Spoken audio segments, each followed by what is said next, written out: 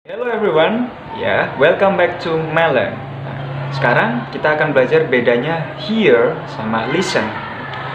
Dua-duanya artinya sama loh, mendengarkan. Nah, tapi check this out.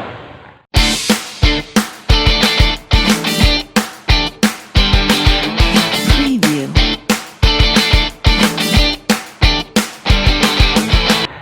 I hear the sound of the thunder. Kemudian ada I listen to her beautiful voice.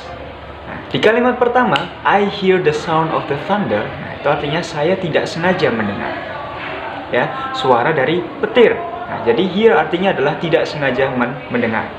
Nah, but what about listen? Bagaimana dengan listen?